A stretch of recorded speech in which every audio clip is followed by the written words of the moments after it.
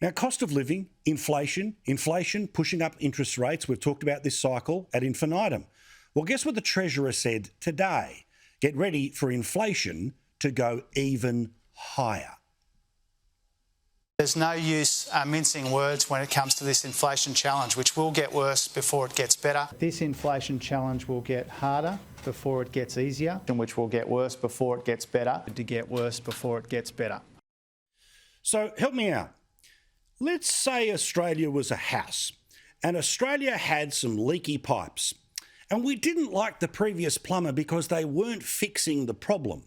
So we hired a new plumber who has now walked in, looked at the problem and gone, that's going to get worse before it gets better.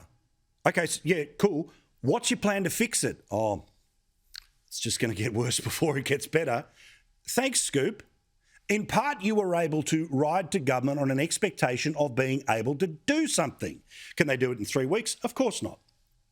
But can we actually start to hear in the many, many speeches some questions from people who I understand do not want to rock the boat? They don't want to break the new media rules, which is to not ask a question that's too loud, but to start saying, okay, great. Thanks for defining the problem. What's the solution? What's your solution? Because as that survey showed, cost of living, which apparently was the number one driving issue at the election, has surged since the election. Meantime, get ready for food supply to become an issue. Certainly the stuff that we're importing from the rest of the world, that's going to be a problem too. We'll talk about that with Adam Crichton a little bit later in the program. And get ready as well for your winter energy bills to go through the roof. This is the cost of transition. Of course, we weren't here yesterday because of the great documentary from Hedley Thomas. How good was that to see? You can see it all now on demand, or you can find it on skynews.com.au.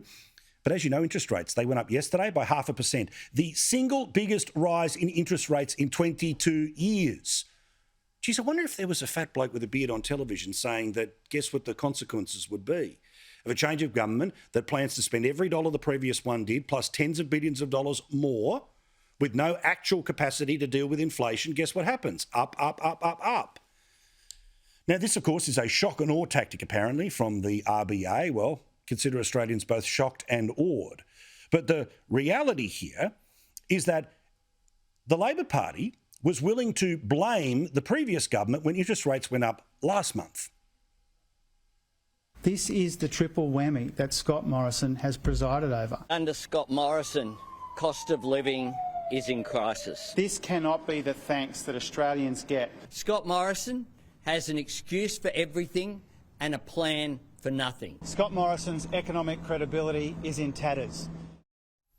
So what happens when the largest single interest rate rise happens in 22 years? Well, of course, Anthony Albanese was asked questions about it while he was in Indonesia, but says, oh, no, don't ask me those questions now. I make it a policy. I said this on my first visit. I intend to stick to it, that I won't be commenting on domestic issues while overseas. Okay. So literally the biggest interest rate rise in 22 years, with cost of living getting worse since the election and planned to get even further worse, to not use the English language properly, in the next few months. Now, while Albo was riding around on his bamboo push bike with the Indonesian president, the reality in Australia that people wanted to hear from their Prime Minister, who apparently understood their pain, who understood what it means about cost of living and interest rate rises when it was Scott Morrison's fault less than a month ago. Well, this is the reality here in Australia right now. Average Aussie mortgage borrowers are facing more than $500 increases by Christmas. There's also a suggestion that mortgages will break the bank for as many as, how's this, 500,000 people in Victoria alone.